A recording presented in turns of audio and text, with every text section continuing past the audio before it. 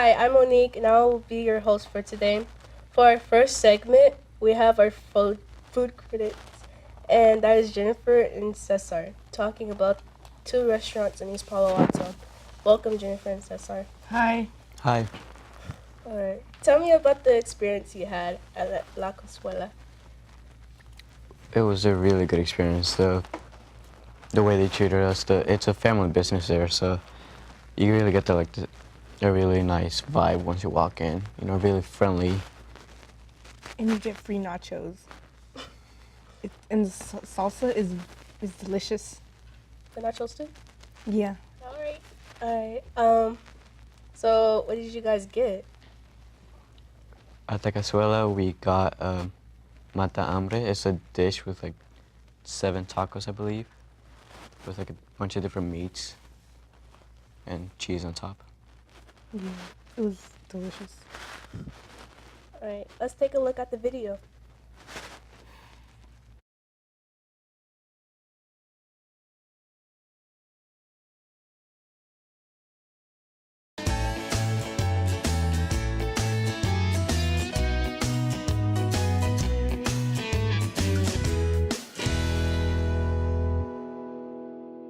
All right, so right now we're at La Cazuela and we ordered the mata hambre, which is like it's basically hold on, let me count.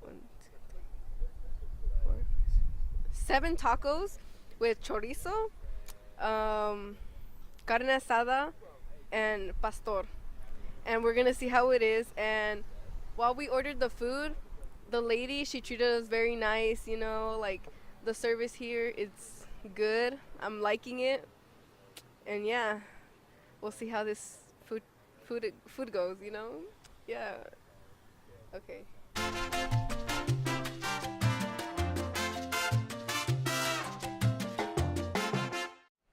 Hi, I'm here with Bob, and I'm going to interview him on his first experience going to the La Cazuela. So, how was the food, or what'd you order? I ordered a massive burrito that had pretty much everything that you can think of inside of it, and it was fantastic.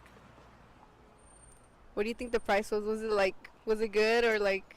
The price was excellent. It was a lot less than I thought it would be. I'm here with Indra, and it's his first time coming here also. What do you think about the food, and what'd you order? Um, the food is great.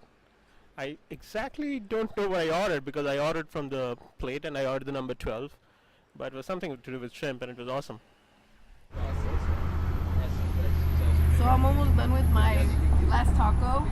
I did not eat this all by myself. I shared it with my friend Cesar, and I think it tasted pretty well. I mean, yeah, the chorizo was a little bit greasy, but everything besides that, like, it's good. I don't really mind the greasiness, but like, it was nice. I liked it. I would rate this like I'd rate this like restaurant like probably like an 8.5. Cause it's bomb. Yeah. We got the sauces here. Sauces and horchata. But yeah, it's good. We found out that La Cazuela was founded January 2nd, 2011. So they're about to have 6 years this upcoming January. And, if you ever want to stop by here, it's really good. The food is really good. And I really recommend it.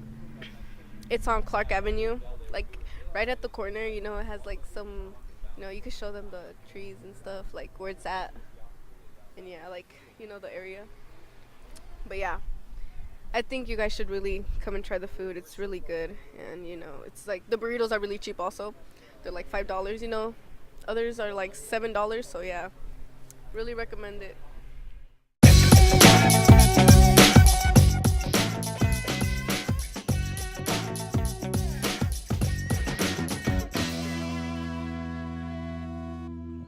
So, right now we came, it's like, I don't know what time it is, but it's kind of getting dark. We're at Three Brothers, and we ordered a burrito with carne asada, green sauce, beans, and rice. And the service, it was good. I'm not gonna complain, but I didn't get chips or salsa for free, so that got me disappointed. But besides that, it's good. The price is it's okay, I guess.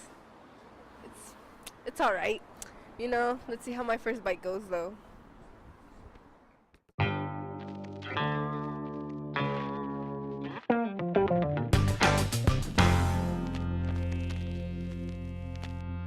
Hi, I'm here with Kaure. What do you think about the food here? Delicious. I love tacos. What Some of the best tacos I've had here. What'd you order today? Carnitas and pastor. Nice. What do you think about the price? Excellent. Very good.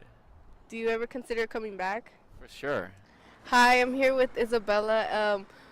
What do you think about the food here? I love the tacos here. They're absolutely delicious. They're the best in the South Bay, hands down. Okay. Okay. What do you think about the price? The price is really awesome. If you go and get tacos at Tacolicious in downtown Palo Alto, they're like $10 each. Not worth it. It tastes better here for a better price. Nice. Do you ever consider coming back? Yes, definitely. All right. Thank you. Okay, so the burrito, it was good. Like everything was good. The price was like a little like kind of not that expensive, but like it was all right. There's three brothers that I'm in right now. Like three brothers right here, university. It was founded in November 26, 2005. So it's been here for a really long time. And if you guys want to stop by, the food is really good. I recommend it. The address is 2220 University Avenue, East Palo Alto. Just, so you guys come and Yeah. eat. It's good. One. What rating would you give Three Brothers? A 6 I or think 5. Why? It's expensive, really expensive. Was the burrito good? It was okay. I think we got the regular, so it didn't have everything, but it was okay. But it was just expensive. All right. Thank you for being here. We'll be right back after a couple of brief messages.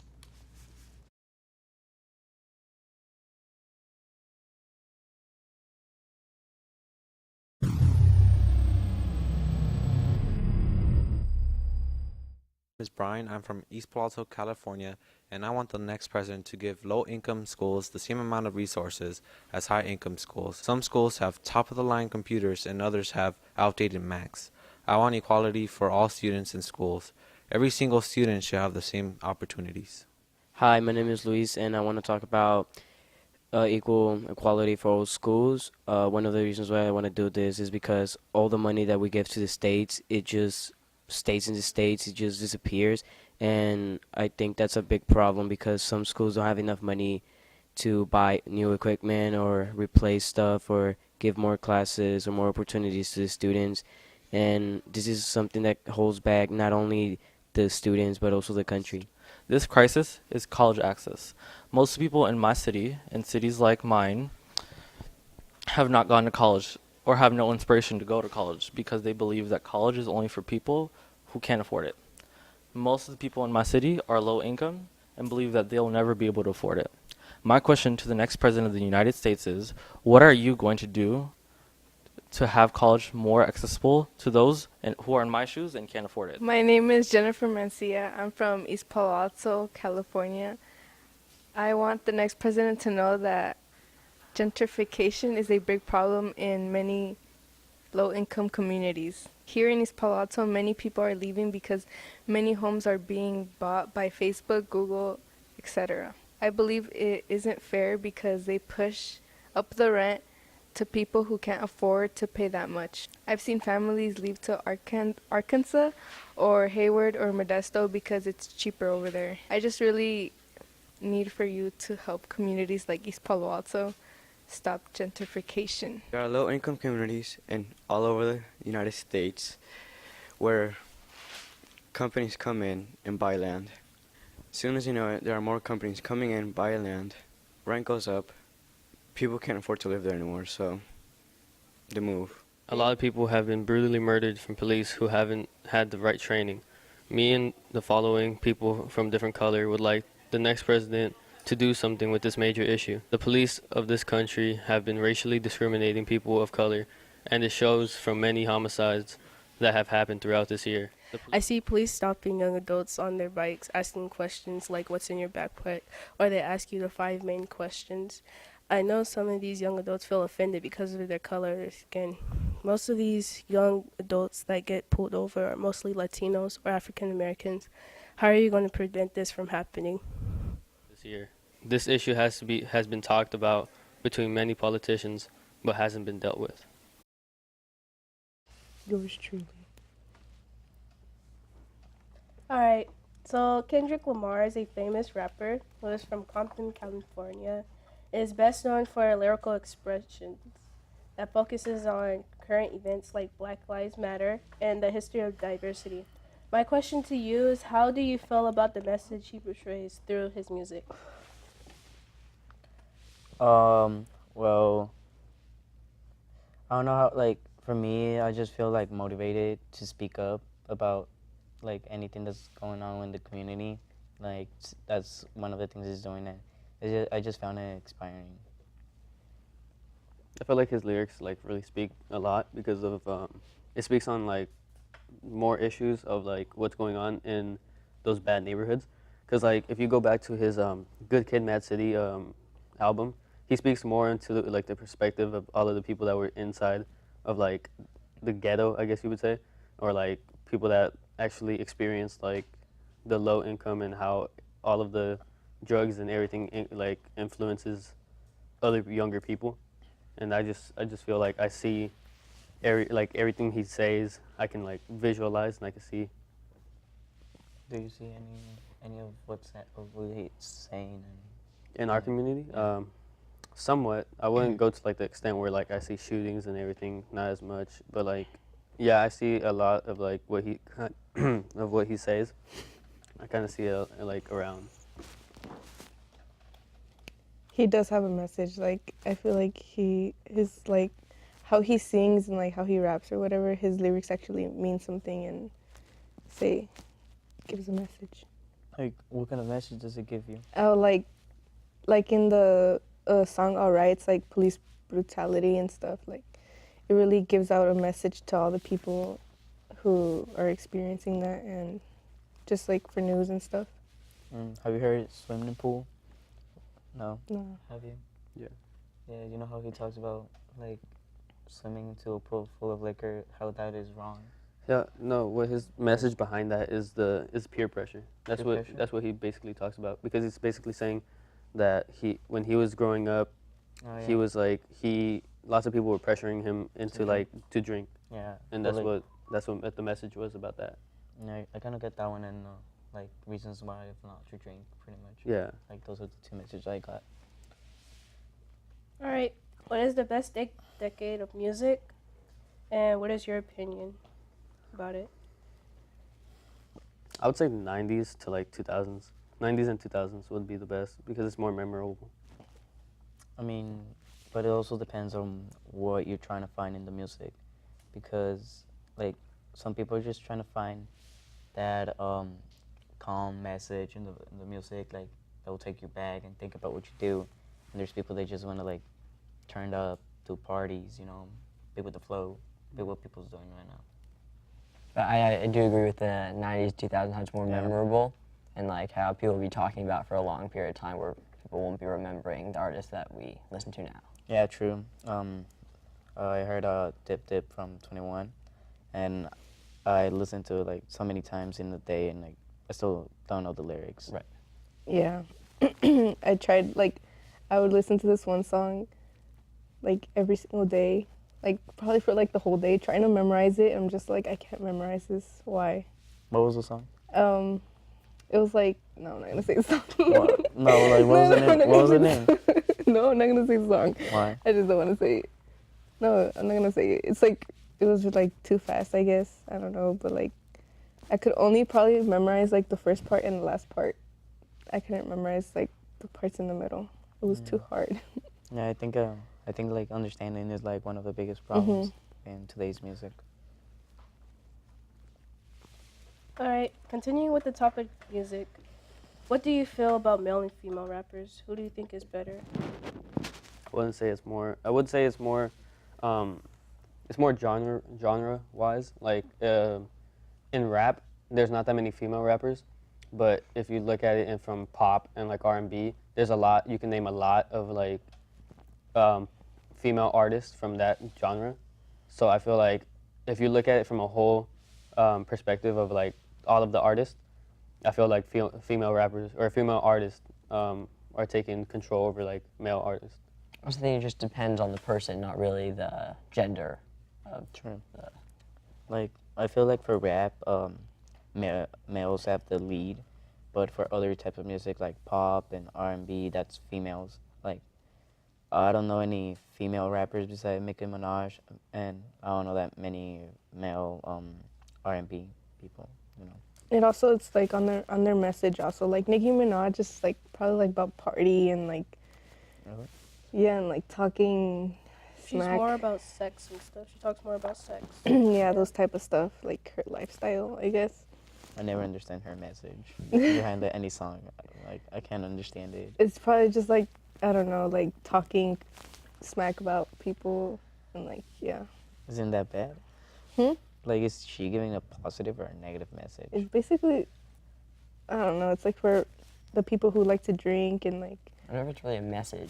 It's just kind of she's just making music. Like it's I don't know what to say. It's more shallow, but it's more about like the beat and everything more than just the lyrics.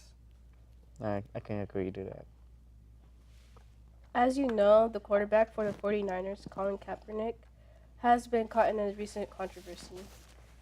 Now, I know some people are against it and some aren't, but what do you think about the controversy? I just think that his message is good about, our nation is going through some hard times right now, and that he needs to bring attention to the issues on race and everything. I just don't think the way he's doing it is the best way to do it. Yeah, I agree with you. There's many ways to do it, but I mean, like he gained a lot of attention pretty fast. Many people became aware of the situation. Right. So he might have done it on purpose, knowing like it wasn't the best way, but And it then was to like move on to it and yeah. make a foundation Yeah. or whatever he can to bring more awareness to the situation. But like the flag and the anthem, they stand for so much more than just the problems our nation is going through. Yeah, it It's does. like what we overcame and everything. So. Yeah.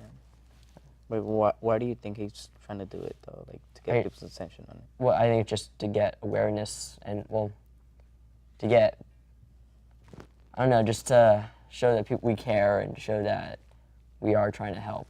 I feel like what he did was like the fastest way people could have like seen what's happening, but he didn't do it in the best way, but he still brought like a lot of Brought attention to it. yeah. I feel like what he did in the beginning was right. What I feel like what he did was bring it to the media. Like he showed it where in a big stage where everybody knows what you're doing. So the fact that he did it from there, like that was a good start. But I feel like the fact that he did it over and over and over again, and didn't really do anything except that. Right. I feel like that's where he kind of messed up. Where he could have done was like, I guess, go to the like communities of where all of these problems are happening and like talk to the people that were there. He could have went out of his way to like do something about it, but what he did was just sit down during a national anthem, which I feel like wasn't a big. It was a step in the right direction, but he didn't really continue. Right. He just stood there. And a lot of other players followed his what he was doing, but again, now they're just doing that. They're not doing anything else that I know of, at least. I don't know. I feel like they should try to do more. Do you think they're planning anything? I don't think they all get together. I think it's more like individual. I don't know if Kaepernick's planning to do anything, but Like I'm still wondering, like is it's like, why is he doing it? Is it because he just wants people becoming more aware? Because like, you know how there's a bunch of controversy between choosing like the next president and all that, and many people are I think a lot wanting of to know people- about what's gonna happen with the raisins and stuff. I think just showing that someone so famous and with so much, I guess, power, like so influential, really cares and is like showing his support. I think that's just good. I think he's just trying to do his part. But why this time though? That's the thing I don't get. Why now? Yeah. Well, with all the recent shootings and everything, I think he just felt like it's gotten to just a point where he needs to do something. He can't just stand by and watch. Maybe. What do you think, Bill? No, I agree with him. I agree. Like, he's saying he's putting his foot down. I guess like he's just saying that like this is what I can do, and since I have so much power to like influence other people of what I want to say, he's showing that by like by doing he's showing like that he can actually influence all of these other people.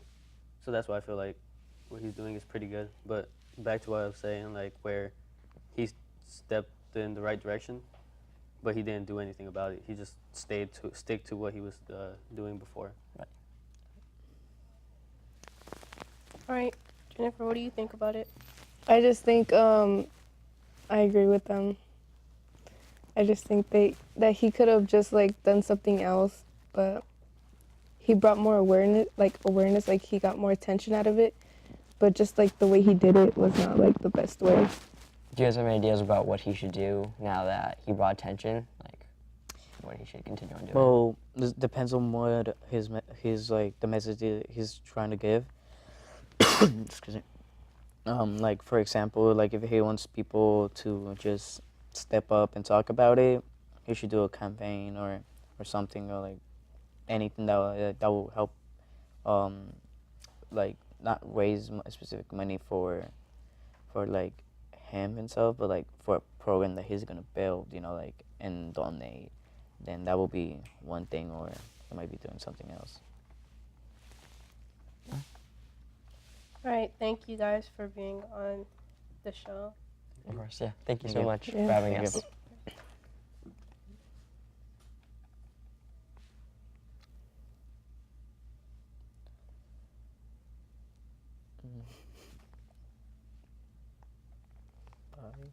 I'm Aaron. Thanks for having me.